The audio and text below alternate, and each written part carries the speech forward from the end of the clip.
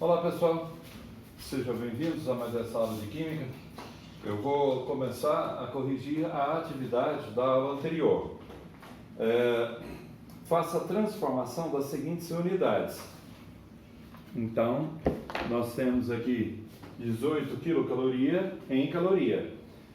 Para os que não viram a aula anterior, eu já expliquei e volto a falar o seguinte: toda unidade que começa com K corresponde a 1000 coisas daquela. 1 kHz, 1000 Hz, 1 kW, 1000 watts, 1 kilobyte, 1000 bytes, 1 kilocal, 1000 cal e assim por diante. É padrão. Então, você parte dessa relação. Bom, resolvendo por regra de 3. Qual é a preocupação que nós temos que ter numa regra de 3? Colocar cada unidade debaixo dela mesma. Eu não posso pôr joule debaixo de quilocaloria. Eu não posso pôr caloria debaixo de watts, certo? Feito isso, é só multiplicar cruzado. 1 vezes x, 18 vezes 1000, 18.000. Letra B, 32.500 quilocaloria em quilocaloria. Só mostrando o seguinte: toda vez que você for digitar numa calculadora um número como esse, você não pode digitar esse ponto, porque esse ponto é de separação de algarismos. E se você digita ele passa a ser um número decimal, vai ficar 32,500, que fica errado. Então, a relação é a mesma: cal debaixo de cal, multiplica cruzado, 1000x é igual a 32.500. Isolando x, 32.500 dividido por 1000, que dá 32,5 quilocaloria. Letra C, 17 megacal em cal. Então, toda unidade que começa com mega, com M maiúsculo, corresponde a 1 milhão. 1 megawatts, 1 milhão de watts. 1 megacal, 1 milhão de cal. 1 megahertz, 1 milhão de hertz, e assim por diante. Então, mega debaixo de mega, multiplicando cruzado, 1 vezes x, 17 vezes 1 milhão, 17 milhões. Letra D, 35 caloria em joule. Então, uma caloria corresponde a 4,18 joule. Então, caloria debaixo de caloria, multiplica cruzado, 1 vezes x, 35 vezes 4,18, 146,30 joule, ou 146,3, porque 0 à direita da vírgula não tem valor. 68.700 joule em cal. Então a relação é a mesma. 1 cal, 4,18 joule, joule debaixo de joule. Multiplica cruzado, 4,18 vezes x é igual a 68.700. Isolando o x, 68.700 dividido por 4,18 dá 16,435 caloria. Questão 2. Diz o seguinte: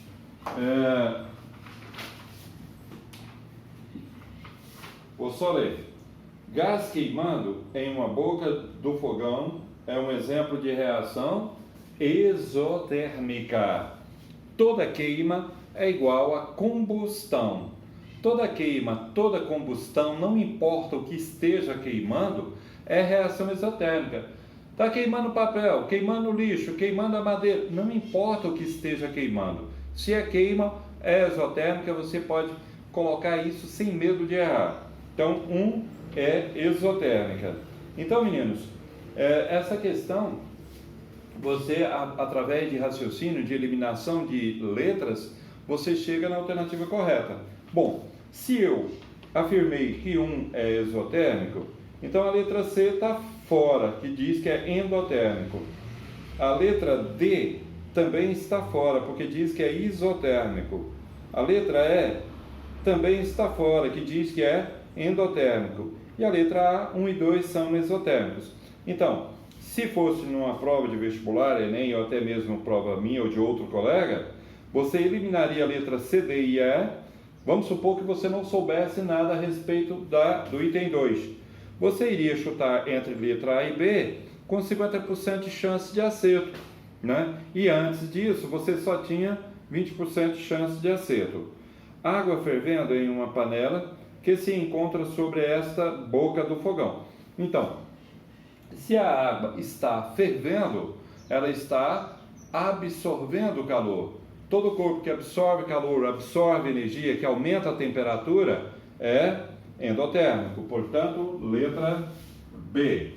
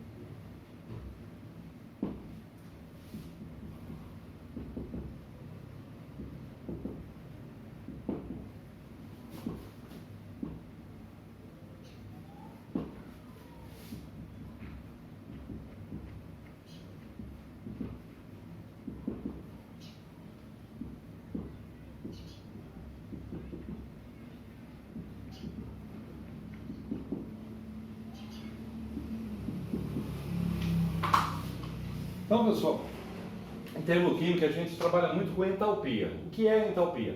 É a quantidade de energia ou de calor em uma determinada reação e podemos calcular a entalpia através da variação de entalpia, que é representado por ΔH. Então é muito comum nas equações químicas que vocês verão a partir de agora aparecer ΔH. E o que é ΔH? É a entalpia dos produtos menos a dos reagentes. Lembrando que produto é o que está à direita da seta e reagente é o que está à esquerda da seta. Reagente primeiro membro, produto segundo membro. Então, a gente vai trabalhar muito com essa formulazinha mais para frente. Ou pode ser também o que? HF, que é a entalpia final, menos a entalpia inicial, que é o HI. E observa que eu coloquei o que que é cada coisa, porém eu não coloquei quais são as unidades. Por quê? Porque a variação de entalpia ou a entalpia são várias unidades que podem aparecer. Pode aparecer caloria, joule, caloria por mol, quilocaloria por mol, joule, quilojoule por mol, né, e assim por diante. Então isso não vai ser tão importante, né? Aí é só você olhar qual foi que o exercício forneceu.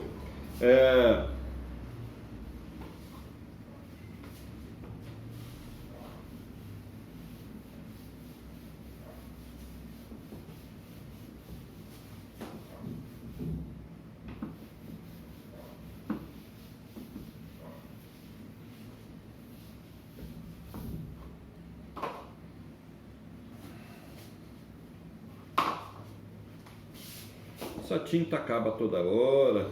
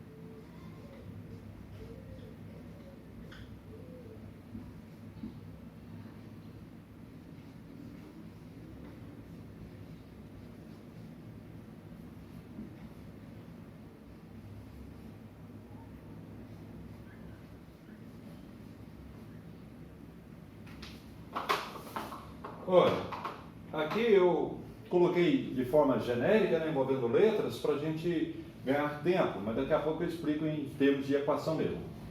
Toda vez que numa equação termoquímica aparecer, né, aqui olha, reagente e aqui o produto.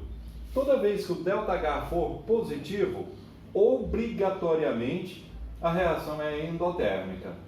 Toda vez que o ΔH for negativo, obrigatoriamente a reação é exotérmica. Não importa o valor numérico.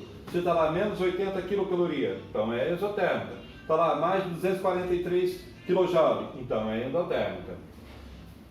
Qual é o outro tipo de reação que é endotérmica? Quando a quantidade de calor vem antes da seta, positivo. Por exemplo, está lá água mais 425 kJ antes da seta, produzindo água a vapor, por exemplo. Aí é endotérmica. E quando é também endotérmica? Quando no final da equação aparece o valor numérico sem ΔH negativo. Aí para você não errar, quando o valor numérico estiver no final da equação sem ΔH, troca mentalmente o sinal, né, para você saber que tipo de reação é. É menos? Ah, troca, então fica mais, então se é mais é endotérmico.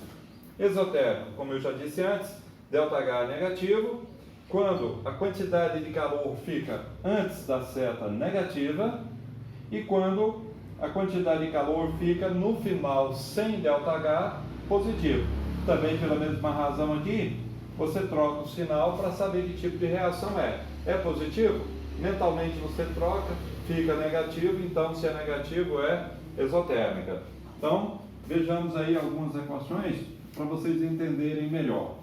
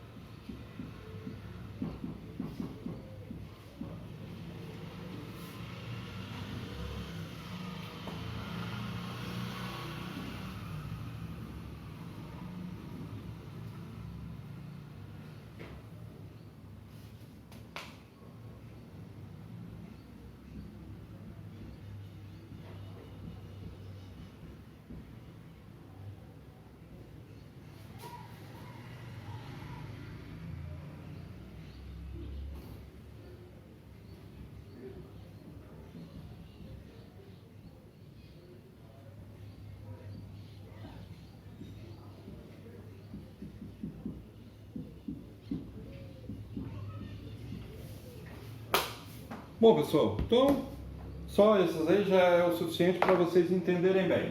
Olha,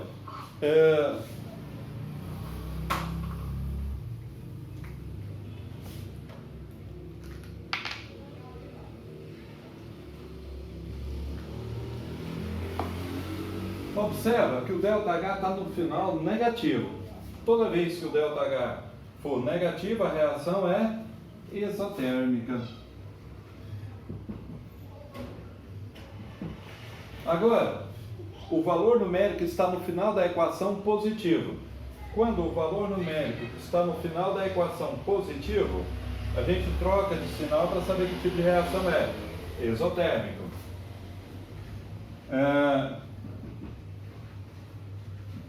Lembrando que se aqui fosse negativo, você trocaria o sinal mentalmente, né? Ficaria positivo, aí seria endotérmico.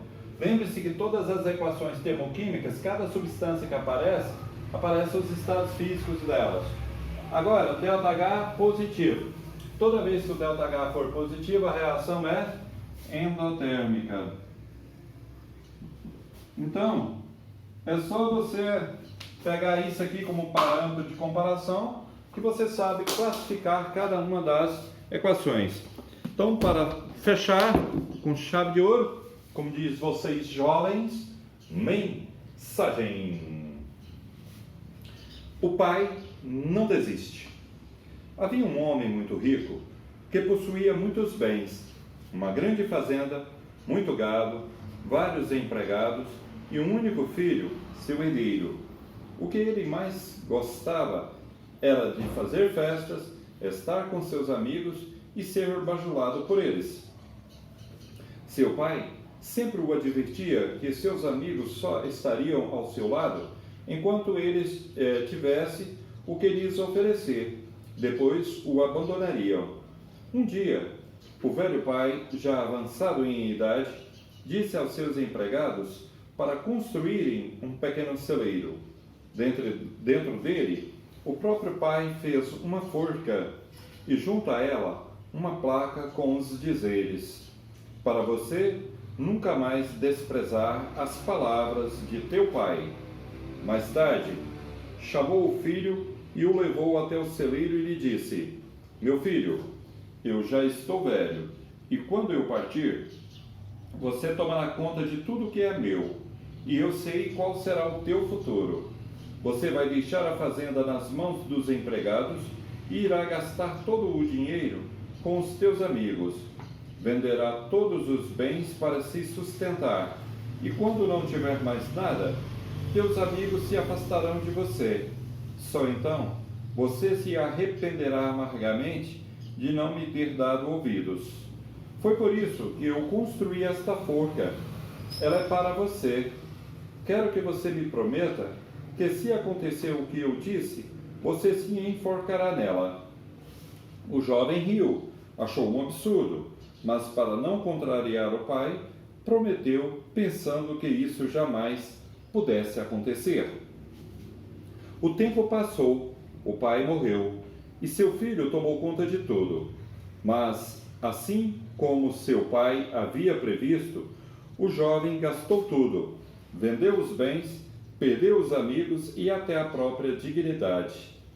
Desesperado e aflito, começou a refletir sobre sua vida e viu que havia sido um tolo. Lembrou-se das palavras de teu pai e começou a dizer: ah, meu pai, se eu tivesse ouvido os teus conselhos, mas agora é tarde demais.